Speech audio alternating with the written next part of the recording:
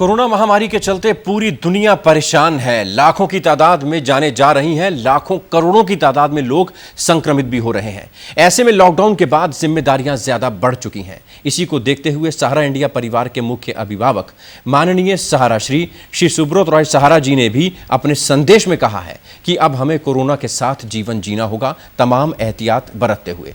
माननीय सहारा श्री जी ने अपने संदेश में और क्या कुछ कहा, देखते हैं।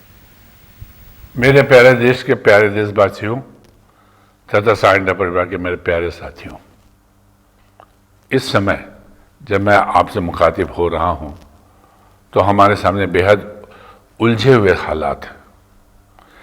जब कोरोना महामारी से निपटने के लिए लॉकडाउन का पहला चरण शुरू हुआ था तो हमारे सामने सूत्र वाक्य था कि लॉकडाउन का कड़ाई से पालन करना है और कोरोना को हराना है। उस समय पूरे देश में संक्रमित लोगों की संख्या 600-700 थी। सबको उम्मीद थी कि लॉकडाउन के समाप्त होने तक कोरोना पर काबू पा लिया जाएगा।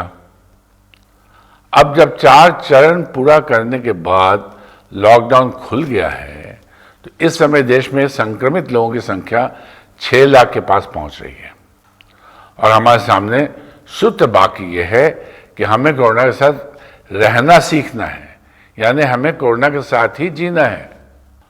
अब लॉकडाउन को लेकर जो फैसले लिए गए थे उनका भी आलोचना की जा रही है।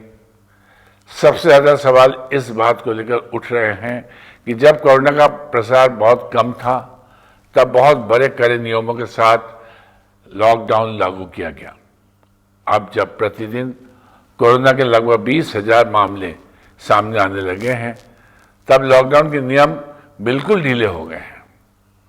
यहां तक कि बाजार, मॉल और धार्मिक स्थल भी खोल दिए गए हैं। ये उस स्थान है जहां सर्वाधिक लोग जुटते हैं और जहां सोशल डिस्टेंसिंग का पालन करना बहुत कठिन होता है। इसके पीछे तर्क यह है कि बंद पड़ी आर्थिक गतिविधियों को और आगे बंद नहीं रखा जा सकता। अगर आर्थिक गतिविधियां शुरू नहीं हुई तो देश की अर्थव्यवस्था चरमरा जाएगी और करोड़ों लोग बेरोजगारी और भूखमरी के शिकार हो जाएंगे। यह सही भी है कि आर्थिक गतिविधियों को अधिक समय तक रोक कर नहीं रखा जा सकता। तो आज हमारे सामने स्थिति यह है कि कोरोना के तीव्र फैलाव के बीच हमें अपनी आर्थिक और सामाजिक गतिविधियां भी जारी रखनी है। अब हमारे सामने 2 स्थितियां बहुत साफ है। पहले ये कि सरकार और स्वास्थ्य सेवाओं की सीमाएं हैं। स्वास्थ्य सेवाएं एक हद तक ही हमारी मदद कर सकती है। दूसरी स्थिति यह है कि कोरोना के फैलाव में कोई कमी नहीं आ रही है, इसलिए ना तो हम असावधान रह सकते हैं ना निश्चिंत रह सकते हैं। दूसरे शब्दों में कहा जाए, अब हमें स्वयं अपने ऊपर ज्यादा निर्भर रहना होगा। हमें कोरोना के विरुद्ध लड़ाई में स्वयं ही योद्धा बनना होगा। मैं इस बात को दोहराना चाहता हूं कि आज की स्थिति में हमें कोरोना के विरुद्ध लड़ाई में स्वयं ही योद्धा बनना होगा।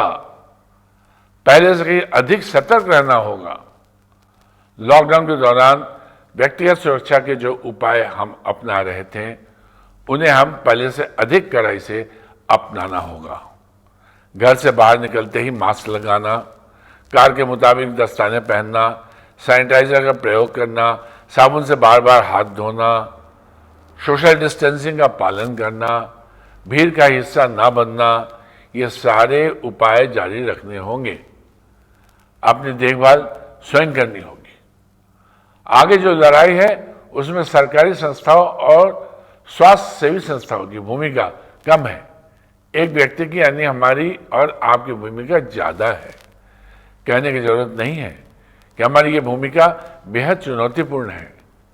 हमें स्वयं को ही नहीं बचाना है बल्कि अपने परिजनों को भी बचाना है और अपने आसपास के लोगों को भी बचाना है। अगर आपको कहीं भी लगता है कि बचाव संबंधी सावधानियां की उपेक्षा की जा रही है तो आपको सक्रियता से हस्तक्षेप करना चाहिए। जो लोग सावधानियों का पालन नहीं कर रहे हैं उन्हें सावधानी बरतने के लिए समझाना चाहिए। अगर कहीं किसी के स्वास्थ्य संबंधी समस्या है तो स्वयं का बचाव करते हुए उसकी मदद के लिए हाथ बढ़ाना चाहिए। मैं यहाँ फिर दोहराना चाहता हूँ कि हम सोशल डिस्टेंसिंग करें पर इमोशनल डिस्टेंसिंग ना करें। हमें भावनात्मक रूप से अपने आसपास के लोगों के साथ जुड़ा हुआ रहना चाहिए। टेलीफोन एवं इंटरनेट के जरिए अपनों से लगातार संपर्क बनाए रखना चाहिए। कोरोना महामारी ने लोगों को बड़ी संख्या में मानसिक तौर पर बीमार किया है। इससे बचने का एकमात्र उपाय लोगों के बीच भावनात्मकता को बढ़ावा देना है। इस कठिन दौर में एक दूसरे के दुख दर्द में भागीदारी करना बेहद जरूरी है। यहाँ मैं एक बात और कहना चाहता हूँ कि हर समाज में कुछ ऐसे गैर जिम्मेदार लोग होते हैं जो हालात की गंभीरता को नहीं समझते। ये लोग जानबूझकर या अनजाने में बचाव संबंधी उपायों की उपेक्षा करते हैं, दूसरे के प्रयासों का उपहास आलोचना भी करते हैं, भ्रामक जानकारियां भी फैलाते हैं और अफवाहों के प्रसार का हिस्सा बन जाते हैं। ऐसे लोगों के कारण कोरोना के विरुद्ध लड़ाई कमजोर पड़ती है। ये लोग स्वयं भी संकट में पड़ते हैं और दूसरों को भी संकट में डालते हैं। ऐसे लोगों को रोकना और समझाना भी हमारी जिम्मेदारी है। हमें ये जिम्मेदारी निभानी ही होगी।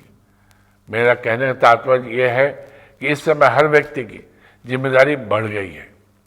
हर व्यक्ति को अपनी इस जिम्मेदारी को समझना होगा। कोरोना भले ही फैल रहा हो, लेकिन कोरोना को हराने के अपने संकल्प को और अधिक मजबूत करना होगा। जो भी व्यक्ति और संस्थाएं कोरोना के प्रसार को रोकने के लिए सक्रिय है, उनके साथ पूरा सहयोग करना होगा। स्थानीय प्रशासन के साथ सहयोग करना होगा। साथ ही अपने इस संकल्प को लगातार मजबूत करते रहना होगा कि हमें कोरोना की हराना ही है। हमें कोरोना के साथ ही रहते हुए कोरोना को हराना है। आज हम ये उम्मीद नहीं कर सकते कि कोरोना से पहले हम जैसा जीवन जी रहे थे वैसा ही जीवन हमें तुरंत मिल जाएगा। हाल फिलहाल इसकी संभावना नहीं है, क्योंकि कोरोना के साथ लड़ाई लंबी है और कठिनाइयों का दौर भी लंबा है।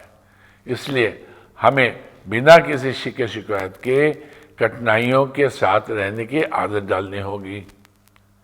इसका भी ध्यान रखना होगा कि हमारे भीतर निराशा पैदा ना हो, न हम खुद निराश हो और न अपने संगी साथियों को निराश होने दें। एक सच्चे योद्धा का धर्म भी यही है और कर्तव्य भी यही है। मैं हमेशा कहता हूं कि सकारात्मक भावनाएं मनुष्य को ऊर्जा प्रदान करती है। सकारात्मकता के एक योद्धा की पहचान होती है। इसलिए अपनी सोच को हमेशा सकारात्मक बनाए रखें और याद रखें, लॉकडाउन के नियमों को बिल्कुल ढीला कर दिया है, क्योंकि संसार की नजर में आप एकमात्र संख्या हैं, लेकिन अपने परिवार के लिए आप उसकी पूरी दुनिया है।